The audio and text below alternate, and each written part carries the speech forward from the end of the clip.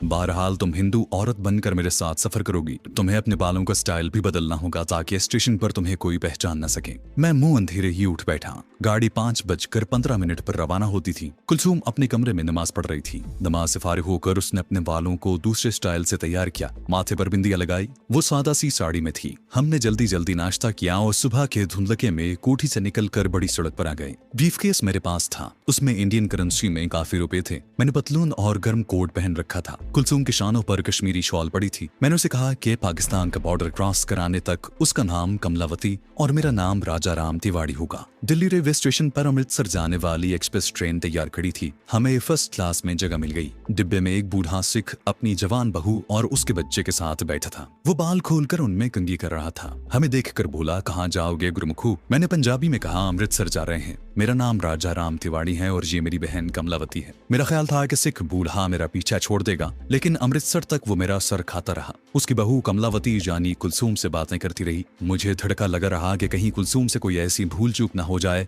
जिससे भांडा फूट जाए। मगर कुलसूम ने बड़ी अक्लमंदी और समझदारी का सबूत दिया था। खुदा खुदा करके ट्रेन अमृतसर पहुंची तो मैंने इत्मीनान का सांस लिया। अमृतसर शहर मेरा देखा भाला था। सिर्फ एक डर था कि कहीं अचानक अपने पाकिस्तानी स्मगलर दोस्त करोंडिया से मुलाकात ना हो जाए। लेकिन मेरी फ्रेंच कट दाढ़ी मूछें थी और कोट पतलून में था। हम सिख और उसकी बहू से जान छुड़ाकर जल्दी जल्दी स्टेशन से बाहर आ गए। रिक्शा पकड़ा और अमृतसर के सिविल लाइंस के एक महंगे और इंग्लिश स्टाइल होटल में आ गए, जहां मजबूरन मुझे कमलावती को अपनी बीवी जाहिर करना पड़ा। हमने एक सिंगल बेड किराए पर ले लिया। मैंने अपना पता दिल्ली का लिखवाया और ये बताया कि हम दोनों मियाँ बीवी दरबार साहब और अमृतसर के मशहूर दुर्गियाना मंदिर की जियारत करने दिल्ली से आए हैं। शाम होने तक हम अपने कमरे में रहे। जब सड़कों पर मरकरी लाइटें रोशन हो गई तो हमने खाना खाया और कंपनी बाग में टहलने निकल खड़े हुए। कंपनी बाग अमृतसर की सिविल लाइंस के पीछे ही था। कुलसूम बार बार पूछ रही थी कि मैंने बॉर्डर क्रॉस करने का क्या इंतजाम किया है और मैं अमृतसर में अपने स्मगलर दोस्त से कब मिलूंगा। मैंने बताया कि कल सुबह अपने दोस्त से मिलने जा रहा हूँ, वो सारा बंदोबस्त कर देगा। रात को कुलसूम बेडरूम में और मैं ड्राइंग रूम के सोफे पर सोया। सुबह 9 बजे मुझे अमृतसर के किले में मिलिट्री इंटेलिजेंस के किसी कर्नल गुरमीत सिंह से मिलना था।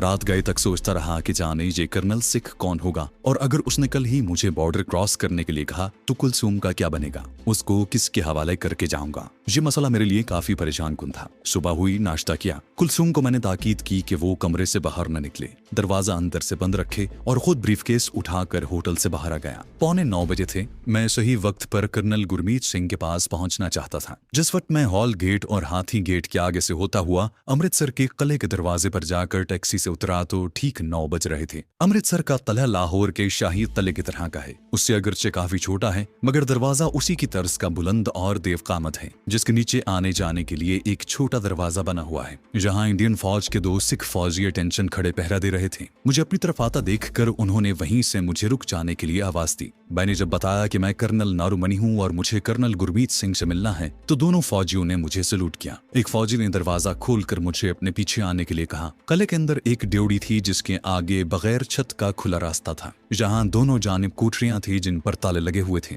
आगे कुशादा जगह थी जहां ईंटों के चबूतरे पर पुराने जमाने की एक तोप नस्ब थी। सामने वाले बरामदे में सीढ़ियां किले के तहखाने में उतरती थी। जहां पहुंचकर फौजी ने सलूट करके कहा, सर कर्नल साहब का कमरा नीचे है। ये कहकर वो वापस चला गया। जीने में एक मध्यम बल्ब रोशन था। मैं तहखाने में उतर गया। एक छोटी सी राहदारी आ गई जिसमें एक जगह कमरे के बाहर चिक पड़ी थी। बाहर तख्ती पर गुरमुखी में कुछ लिखा था जिसे मैं नहीं पढ़ सकता था। जाहिर है कर्नल गुरमीत का नाम ही लिखा होगा। मैंने चिक उठाई और नीमवा दरवाजे पर आहिस्ता से दस्तक दी। अंदर से किसी की भारी रोबदार आवाज आई, कर्नल नारूमनी अंदर आ जाओ। मैं कमरे में दाखिल हो गया। भारी भरकम मेज के पीछे कुर्सी पर एक पुख्ता उम्र का सिख बावर्दी कर्नल आंखों पर चश्मा लगाए बैठा हुआ था। उसकी दाढ़ी जाली में लिपटी ऊपर को खिंची हुई थी। वो मेरी तरफ गहरी नजरों से देखता रहा। मुझे उसकी नजरें अपने जिस्म में उतरती महसूस हो रही थी। उसने हाथ से मुझे कुर्सी पर बैठने का इशारा किया और चश्मा उतार कर रुमाल से शीशे साफ करने लगा। कमरे में दीवार के साथ सिर्फ एक बल्ब रोशन था। एक पुरअसरार सी बोझल खामोशी छाई हुई थी। मैं अपनी सांस की आवाज सुन रहा था। कर्नल गुरमीत सिंह ने दराज में से एक फाइल निकाल कर खोली और उसे पढ़ने लगा। 5 मिनट गुजर गए। फिर उसने फाइल बंद करके मेज की दराज में रख कर ताला लगा दिया और मेरी तरफ झुककर अंग्रेजी में बोला, कर्नल मनी, तुम्हारी फाइल में लिखा है कि तुम अमृतसर के रहने वाले हो और एक आला हिंदू फैमिली से ताल्लुक रखते हो। मुझे उम्मीद है कि अमृतसर आने के के बाद जैसा कि तुम्हें हिदायत की गई थी, तुम जहां अपनी फैमिली से मिलने नहीं गए होगे। मैंने पुरअतमाद लहजे में जवाब दिया कि मैं अमृतसर में अपने माता पिताजी से मिलने नहीं गया और कल से शहर के बाहर एक होटल में मुकीम हूँ। कर्नल गुरमीत सिंह लिफाफे खोलने वाली चमकीली छुरी से मेज की सतह को कुरेदने लगा, फिर छुरी रखकर बोला, गुड, मुझे तुमसे यही तवक्को थी। मुझे ये बताने की जरूरत नहीं महसूस हो रही कि तुम एक इंतहाई अहम मिशन पर दुश्मन मुल्क में जा रहे हो। तुम्हारा इंतखाब बहुत सोच समझ कर किया गया है। अगरचे तुम्हारी उम्र ज्यादा नहीं, मगर मिलिट्री इंटेलिजेंस में इस वक्त तुम सबसे ज्यादा तजुर्बाकार, काबिल, लायक और मौजूद एजेंट हो। तुम हिंदू हो लेकिन मुसलमानों के कल्चर और उनके मजहब से पूरी वाकफियत रखते हो। कर्नल गुप्ता और तिरुचिरापल्ली के मेजर रामानाथन ने तुम्हें वो सब कुछ बता दिया है जो तुम्हें पाकिस्तान जाकर करना होगा। वो अपनी कुर्सी से उठा और कोने की आहनी अलमारी को चाबी लगाकर खोला। उसमें से एक ब्रीफ केस निकाला और उसे रख कर बैठ गया। ब्रीफ केस में से V2 की गोलियों का पैकेट और जहरीला सिगार निकाला। उसके बाद एक सिगरेट लाइटर जैसी छोटी डिबिया मेरी तरफ बढ़ा दी। V2 गोलियों और सिगार के बारे में तुम्हें सब कुछ बता दिया गया है। ये सिगरेट लाइटर एक इंतहाई ताकतवर शॉर्ट वेव रेडियो ट्रांसमीटर है। कर्नल गुप्ता ने तुम्हें हमारी वेवलेंथ और फ्रीक्वेंसी बता दी थी, वो तुम्हें याद होगी। मैंने इस बात में सर हिलाया, वो फ्रीक्वेंसी मुझे याद थी। कर्नल गुरमीत ने ब्रीफ केस से शाह रंग की एक छोटी सी पॉकेट बुक निकाल कर मुझे दी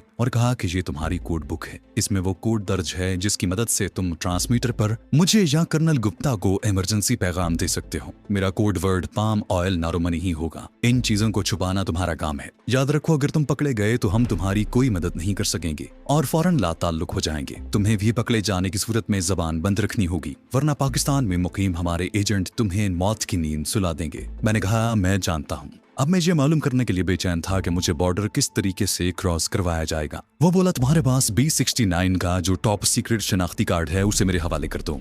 मैंने जेब से अपना खुसूसी शनाख्ती कार्ड निकालकर उसे दे दिया। उसने कार्ड ब्रीफ केस में रखा और वहां से कागज का एक टुकड़ा निकालकर मेरे आगे कर दिया। इस कागज पर पाकिस्तान के उन आदमियों के नाम लिखे हैं जिनका एतमाद हासिल करने के बाद तुम उन्हें V2 गोलियां किसी भी मशरूब में घोल कर पिला दोगे। मैंने कागज लेकर पढ़ा तो पाकिस्तान के 4 अहम सियासतदानों के नाम लिखे हुए थे। कर्नल गुरमीत बोला, ये लोग कुछ अरसा पहले तक मुल्क को तोड़ने और अपने अपने सूबों की खुद मुख्तारी और पाकिस्तान से अलहदगी की बातें करते थे, लेकिन अब इनको दी गई V2 गोलियों का असर जायल होने लगा है और ये मुल्की इस्तेहकाम की बातें करते हैं। तुम्हें एक मजजूब की शक्ल में इन लोगों से ताल्लुक पैदा करके इन्हें ये गोलियां दोबारा खिलानी होगी। ये 4 सियासतदान हैं, जबकि तुम्हें V2 की 5 गोलियां दी जा रही हैं। अगर एक आध गोली किसी वजह से जाया हो जाए तो तुम दूसरी गोली इस्तेमाल कर सको। पाकिस्तान में हमारे सिफारत खाने के किसी आदमी से हरगिज राब्ता पैदा न करना। उनका कोई ना कोई आदमी तुम्हें जरूरत के वक्त खुद मिल जाएगा। पाकिस्तान में हमारे कुछ एजेंट काम कर रहे हैं। तुम्हें सिर्फ एक एजेंट जगदीश चंद खन्ना से मिलवाया जाएगा। वो पाकिस्तान में हमारा मास्टर स्पाई है। वो इस वक्त फैसलाबाद में मुकीम है और पिछले 10 बरस से वहाँ एक बाजार में मास्टर फिरोजदीन के नाम से घड़ी साज की दुकान कर रहा है। उसने मशहूर कर रखा है कि गुजरांवाला में बस के एक हादसे में उसके बीवी बच्चे हलाक हो गए थे।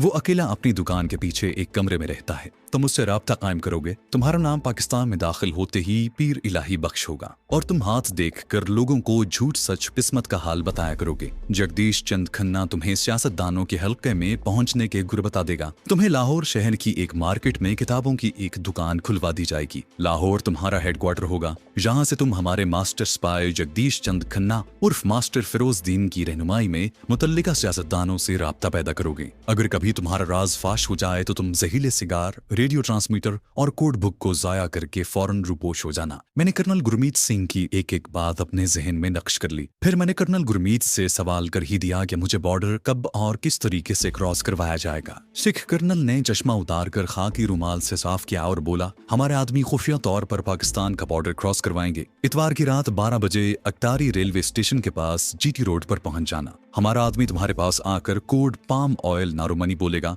वही तुम्हें बॉर्डर क्रॉस करवाएगा। तुम्हें एक पाकिस्तानी लिबास तुम्हारे होटल में हफ्ते को पहुंचा दिया जाएगा। उसके बाद कर्नल गुरमीत सिंह ने मुझसे मेरे होटल के कमरे का नंबर ले लिया, फैसलाबाद के इंडियन मास्टर एजेंट का एड्रेस बताया और कहा कि मैं ज़बानी याद कर लूं। फिर अपनी खास नोटबुक निकाल कर खोली और कहा, एक नंबर नोट कर लो, ये नंबर है OK5। इस नंबर की अहमियत से अमृतसर शहर के सभी पुलिस स्टेशनों, मिलिट्री पुलिस के हेडक्वार्टरों और इस्लामाबाद में मुतय्यन भारतीय सफीर अमीर को आगाह कर दिया गया है, तुम्हें अभी अमृतसर में 2 दिन मजीद रुकना होगा। इन 2 दिनों में तुम्हें इस शहर में किसी किस्म की भी मुश्किल दरपेश हो तो मेरे पास आने की बजाय किसी पुलिस स्टेशन जहाँ पुलिस वाले को ये नंबर बता देना, तुम्हारी मुश्किल उसी वक्त हल कर दी जाएगी। पाकिस्तान में तुम अगर ऐसी सूरत हाल में फंस जाओ कि भारतीय सफारत खाने के खास आदमी को तुमसे राब्ता पैदा करने की जरूरत पड़ जाए तो तुम भी उसे OK5 नंबर बताकर शनाख्त करवाओगे। ये तुम्हारा शनाख्ती नंबर होगा। हर जगह मिशन पाम ऑयल नारूमनी का नाम लेने की जरूरत नहीं, अब तुम जा सकते हो। मैंने उठकर उससे हाथ मिलाया। जहरीला सिगार, V2 गोलियां,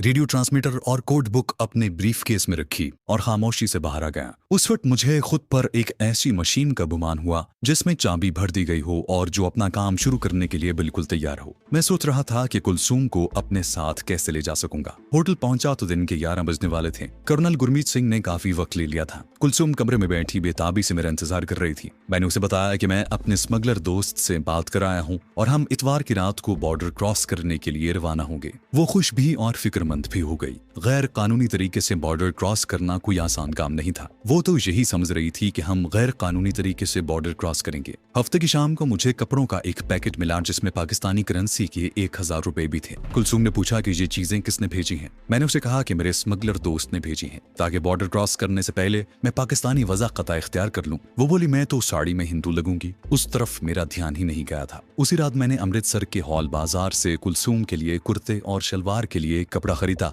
और कुलसूम को साथ ले जाकर एक दर्जी को सिलने के लिए दे दिया। एक गर्म चादर भी खरीदी। मैंने कुलसूम को पाकिस्तानी करेंसी में 500 रुपए भी दे दिए। इतवार की रात को हमें अमृतसर से रवाना हो जाना था। मैंने खद्दर की एक ऐसी सदरी बनवा कर बनियान की जगह पहन ली जिसमें V2 गोलियों का पैकेट, रेडियो ट्रांसमीटर वाला सिगरेट लाइटर, कोड बुक और जहरीला सिगार छुपा कर रखा हुआ था। सदरी की एक जेब में पाकिस्तानी करेंसी नोट भी थे। पतलून की अकबी जेब में मेरा बटवा था जिसमें भारतीय करेंसी थी। इतवार की सुबह मैं कुलसूम को साथ लेकर दर्जी की दुकान पर गया तो वहाँ एक नई मुसीबत खड़ी हो गई। रुकमनी बाई का एक आदमी कुलसूम की तलाश में घूमता फिर रहा था। उसने बाजार में से गुजरते हुए कुलसूम को देखकर पहचान लिया। कुलसूम को कलाई से पकड़कर बाहर की तरफ खींचते हुए चिल्लाया, लोगों ये औरत कातिल है, दिल्ली में 2 कत्ल करके भागी है। लोग जमा हो गए और कुलसूम ने रोना शुरू कर दिया। मैंने गुंडे का हाथ झटकने की कोशिश की तो उसने मुझे धक्का देकर गिरा दिया। मैं इत्तेफाक से अपना तवाजुन बरकरार न रख सका था। वैसे वो मुझसे कद काठ और ताकत में भी दुगना था। मैंने लोगों से कहा कि ये औरत कमलावती है और मेरी बीवी है, ये पातिला नहीं है।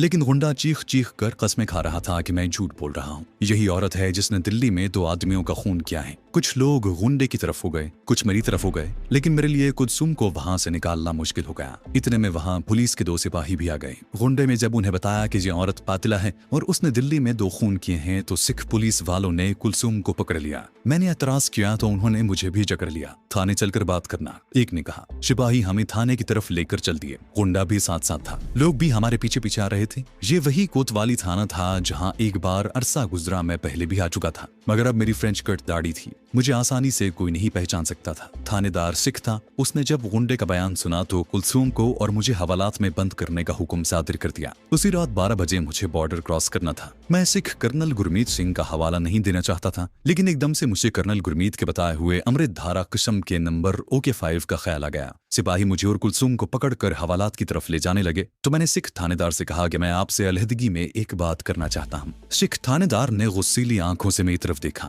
लाला जी, मैं रिश्वत लेने वाला थानेदार नहीं हूँ। वाहिगुरु का दिया मेरे पास सब कुछ है, ले जाओ इन्हें, बंद कर दो हवालात में। मैंने इसरार किया, सिर्फ मेरी एक बात सुन ले, नहीं तो हो सकता है कि बाद में आपको पछताना पड़े। ये रिश्वत की बात नहीं है। इस पर सिख थानेदार बादल नखास्ता अपनी कुर्सी से उठकर मेरे पास आकर बोला, बताओ क्या कहना चाहते हो। मैंने उसके कान के करीब मुंह ले जाकर जब OK5 का नंबर बोला तो उस पर जैसे बिजली सी गिर पड़ी। वो अपनी जगह यकलख्त हिल कर रह गया। जमीन पर जोर से पांव मारकर मुझे सलूट किया। उसे सलूट करते देखकर सिपाहियों की गिरफ्त भी ढीली पड़ गई। थानेदार ने फौरन हमारी रिहाई का हुक्म दे दिया। दिल्ली वाला गुंडा कुर्सी पर बैठा हक्का बक्का कभी मेरा और कभी थानेदार का मुंह देखता। सिख थानेदार ने चिल्लाकर कहा, इस गुंडे को पकड़कर बंद कर दो, ये लोगों पर झूठे मुकदमे बनवाता है। उस गुंडे का थाने में क्या हश्र हुआ मुझे मालूम नहीं, क्योंकि मैं और कुलसूम थाने से निकलकर एक रिक्शे में बैठे और होटल की तरफ रवाना हो गए। कुलसूम बेहद हैरान थी कि मैंने थानेदार के कान में ऐसा कौन सा तिलिस्म फूंक दिया था कि उसकी काया ही पलट गई थी। मैंने मुस्कुराकर कहा कि असल में ये सारे पुलिस वाले मेरे स्मगलर दोस्त से भारी रिश्वतें वसूल करते हैं। मैंने उसका नाम ले लिया था। जो जो दिन गुजर रहा था कुलसूम का मसला ज्यादा गंभीर होकर सामने आ रहा था।